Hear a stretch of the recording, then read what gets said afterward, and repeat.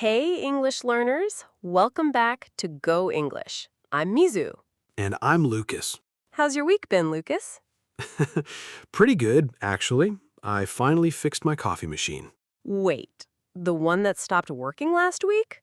Yep, I watched a couple of tutorials, took it apart, put everything back together. No way! I know, I was honestly surprised it worked. So you could fix it? Yeah, I could. But if I'm telling the whole story, I'd probably say I was able to fix it. Oh, that actually sounds really natural. Exactly.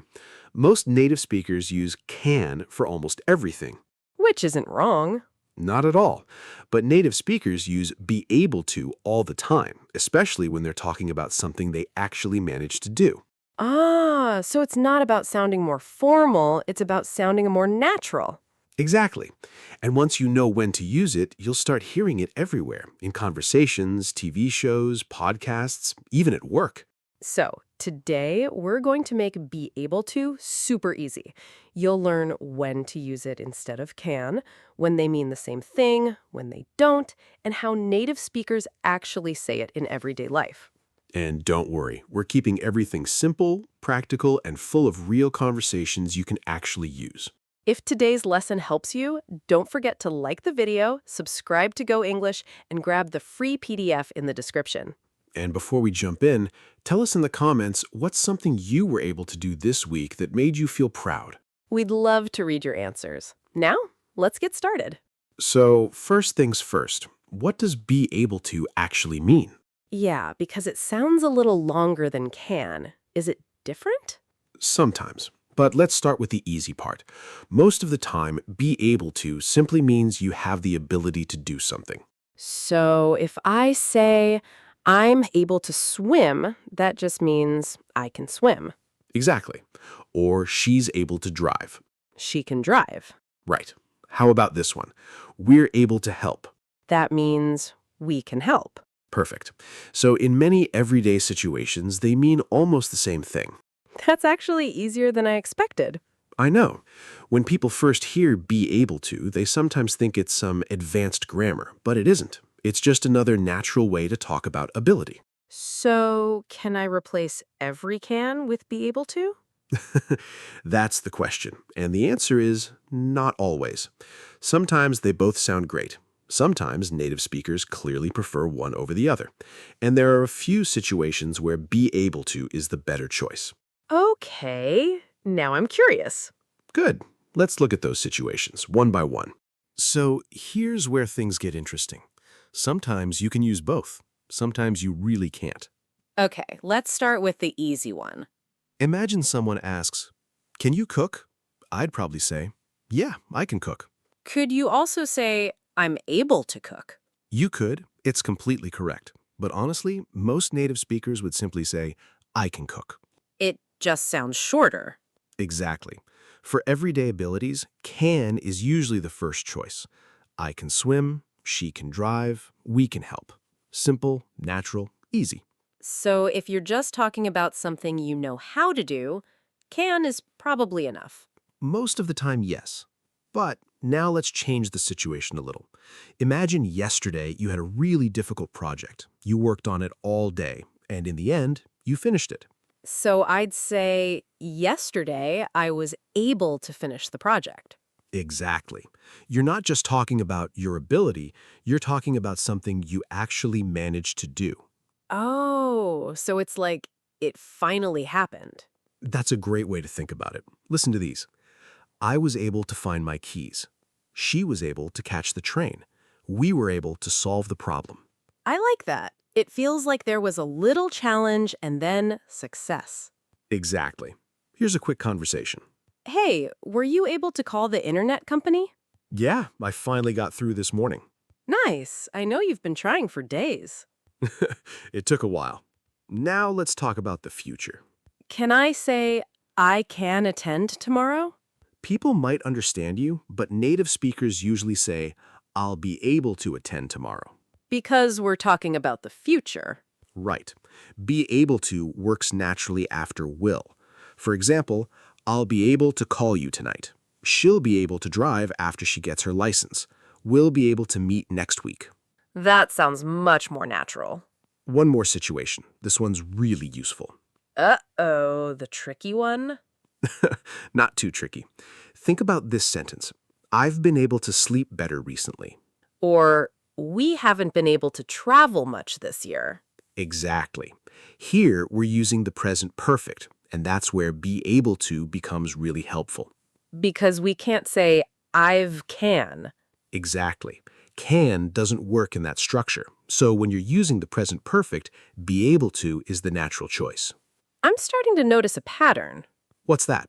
For simple, everyday ability, I usually use can. But when I'm talking about something I managed to do, something in the future, or using the present perfect, be able to fits much better. Exactly. And once you hear it a few times, it starts to feel completely natural. Okay, Lucas. I think I understand when to use be able to, but how do I actually build the sentence? Good question.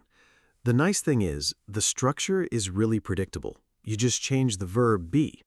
That's it? That's it. Let's start with the present. I am able to. You are able to. She is able to. So I can say, I'm able to help. Perfect. She's able to come. Exactly. They're able to join us. Nice. Now let's move to the past. So was or were. You've got it. I was able to finish. We were able to leave early. That actually feels pretty easy. It is.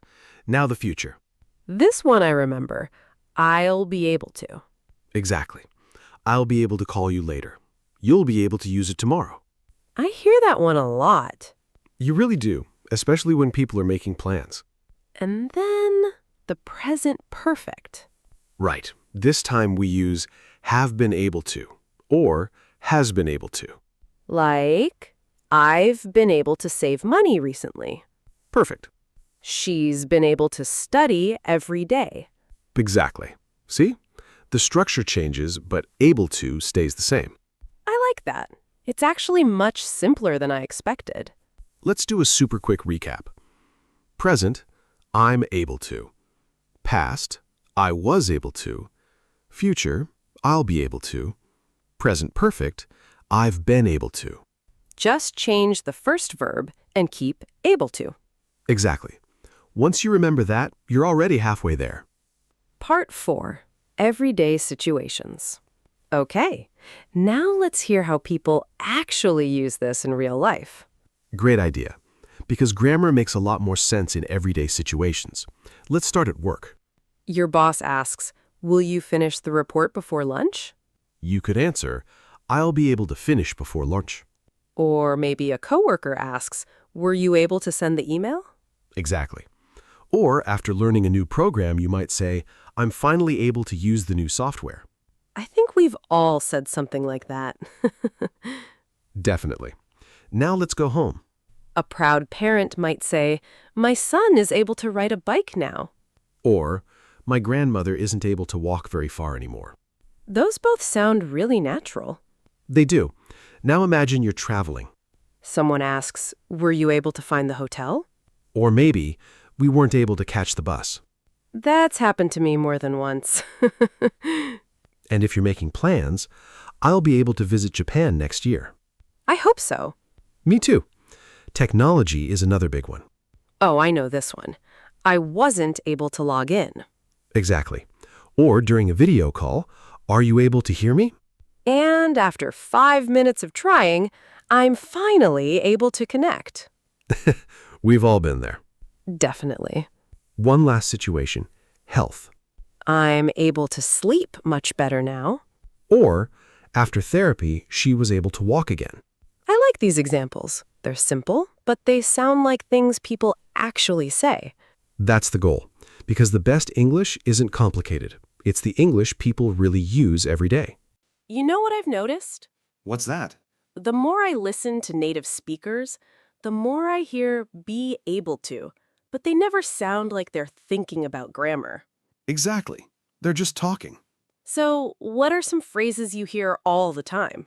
Oh, lots of them. For example, I wasn't able to make it yesterday. I hear that one all the time. Me too. And people often ask, were you able to find it? Or were you able to talk to your boss? Right. And here's another one. I'm finally able to. Like, I'm finally able to relax. I'm finally able to drive again. I like that one. You can almost feel the relief. Exactly. Or sometimes people simply say, I'm not able to come today.